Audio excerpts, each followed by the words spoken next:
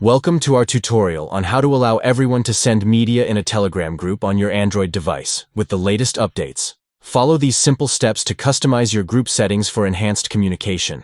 To begin, open Telegram on your Android device and navigate to the desired group chat.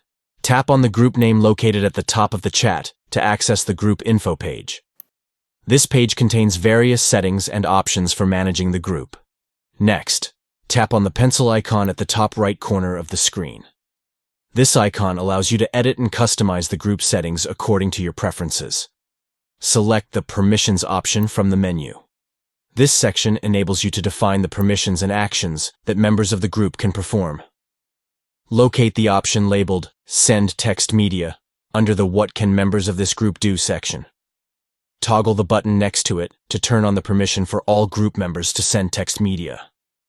By following these steps, you can easily allow everyone in the Telegram group to send media, enhancing the interactive experience within the group. Thank you for watching our tutorial.